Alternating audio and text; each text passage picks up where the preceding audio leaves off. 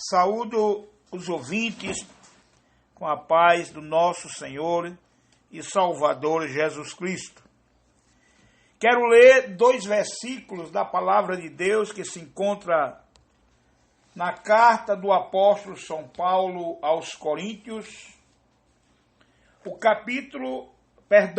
carta do apóstolo São Paulo aos Efésios, o capítulo é o capítulo de número 2, e o versículo é o versículo 2 e o versículo de número 8, que diz assim: Porque pela graça sois salvos, por meio da fé, e isso não vem de vós, é dom de Deus, não vem das obras, para que ninguém se glorie.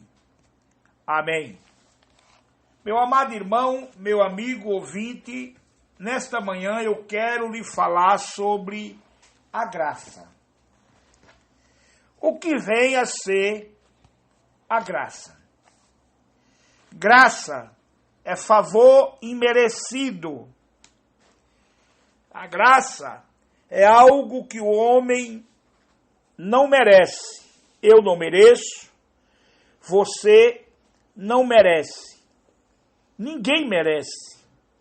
A graça é Deus descendo, assumindo a forma de homem, recebendo sobre ele, na pessoa de Jesus Cristo, todo o castigo que estava nos reservado por causa do nosso pecado e da nossa desobediência. A graça é o único método para a salvação. Nada o homem pode fazer para corroborar com a sua salvação, a não ser aceitar esta graça imerecida. A graça é tão importante porque se nós pudéssemos extrair todas as riquezas do planeta Terra e acumulá-las em um único lugar, mas mesmo assim, a Bíblia nos diz que não daria para resgatar uma única alma. Daí a importância da graça. A graça foi Deus decidindo que na pessoa de Jesus, todo aquele homem e aquela mulher que aceitasse esta obra redentora realizada por Jesus Cristo, mediante a graça, estaria perdoado, estaria redimido, estaria salvo. Muitos não entendem isso e até criticam quando um crente na pessoa de Jesus Cristo diz que é salvo. Porque as pessoas olham logo para o que nós temos praticado. As pessoas olham logo para a nossa vida e os nossos atos. E isto é certo, não está errado. Quando se examina uma pessoa mediante os seus atos, por bom que esta pessoa seja, por bom cidadão, a gente acha realmente humanamente impossível a pessoa ser salva. Mas aí é que está. A salvação, ela não tem origem no coração do homem. Ela tem origem no coração de Deus. É a graça. O homem tem apenas de ter fé. Fé é o meio.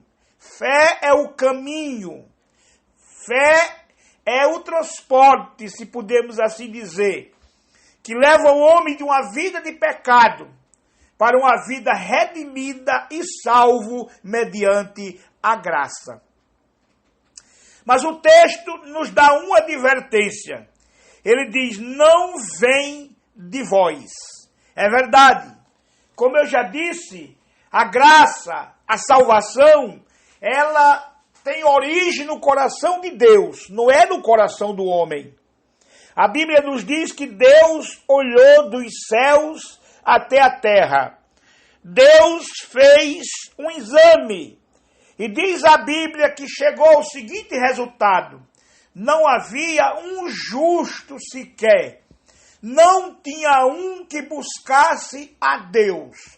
Todos haviam se desviado e se extraviados. Deus, então, assumiu a forma humana na pessoa bendita de Jesus, seu Filho. Nasceu de uma mulher, de forma normal. Só não foi concebido de forma normal, porque ele foi gerado por obra e graça do Espírito Santo. Mas a sua mãe Maria teve uma gestação normal, 9 meses, é o que diz a Bíblia, cumprindo-se os dias de dar à luz ao seu filho. Cresceu normalmente, a Bíblia diz que ele crescia na graça e no conhecimento. Teve uma pré-adolescência, uma adolescência normal, como todos os meninos da sua época.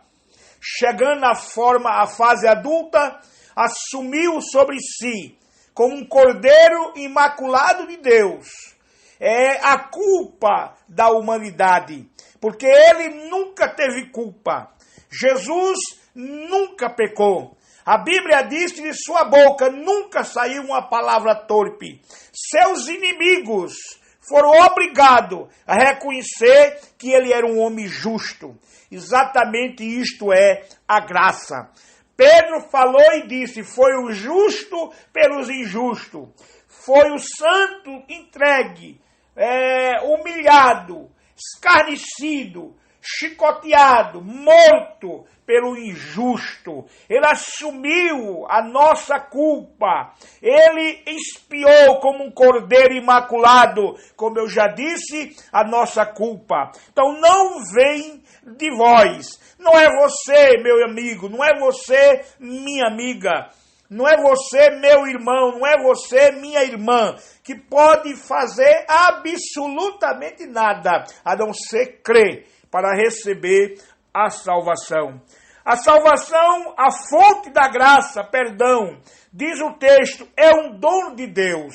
Tudo aquilo que eu já disse, é no coração de Deus que foi elaborado este plano tão perfeito, tão bem arquitetado.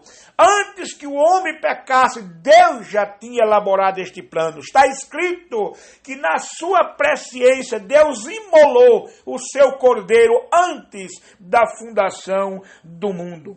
Por último, diz aqui, não vem de obras, não é. A graça não é das obras. A graça não é por mérito. A graça não é porque é bonzinho. A graça é favor. A graça é dom. Ou seja, o elemento não merece. Eu não mereço. Eu sou ruim. Eu sou muito ruim. Mas Deus dá, aleluia, mediante a fé. Eu creio que um ser que não merecia, que um ser que nunca pecou, um ser justo, um ser santo, assumiu meu lugar naquela cruz, se fez maldito, porque escrito está, maldito todo aquele que for pendurado no madeiro. Mas por que ele fez isso? Para assumir o meu pecado, para assumir o seu pecado, para assumir as nossas culpas ali na cruz do Calvário.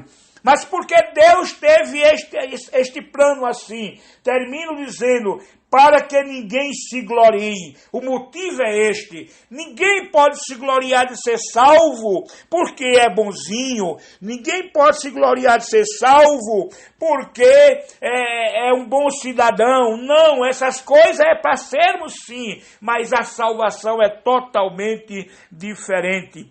A graça, ela nos isenta de qualquer sacrifício, tanto agora como futuro. A graça, ela é um presente de Deus.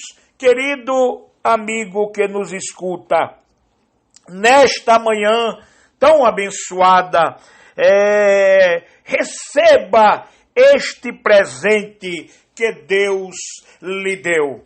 Talvez você não tenha certeza, não esteja com certeza o que vai acontecer com você após partirmos para a eternidade. Todos nós temos esta inquietação, esta interrogação. De onde viemos e para onde vamos? Esta é uma interrogação que tem norteado a vida do ser humano aqui na Terra desde que ele foi criado. O homem veio de Deus. O homem é uma feitura das mãos de Deus. Todas as outras obras da sua criação, Deus fez pelo poder do verbo, da palavra. Haja, apareça.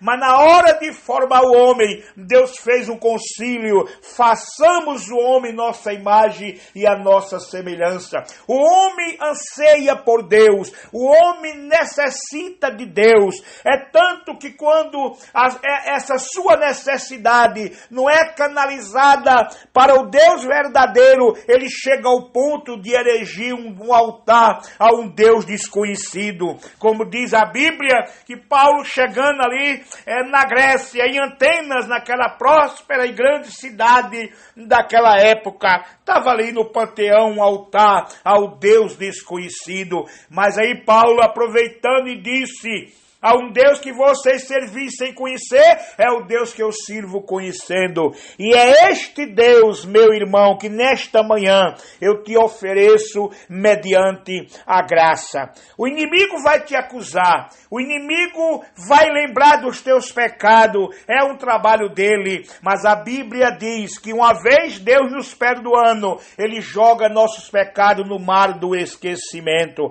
Portanto, dobre o seu joelho aonde você está nesta manhã e faça comigo a seguinte oração. Diga: Senhor, eu sou um miserável pecador. Sei que nada posso fazer para redimir a minha alma. Nesta manhã, Senhor, eu entrego o meu coração a Ti, Jesus. E mediante esta graça que este pregador acabou de anunciar, perdoa os meus pecados. Tenha misericórdia de mim, apague as minhas transgressões de diante de ti e escreve o meu nome no livro que tens escrito. Amém. Você fazendo esta oração com sinceridade no seu coração, se considere de hoje em diante um salvo, porque pela graça sois salvo. Você não precisa pagar nada, é só aceitar, porque pela graça sois salvo. Termino dizendo, como eu disse, o inimigo vai te acusar. Diz a história que Martim Lutero, já bem perto da sua partida, já envelhecido, tanto na idade como pelas lutas e perseguições dos seus adversários, Satanás personificou-se diante dele e escreveu todos os pecados que o grande líder reformador tinha cometido em sua vida.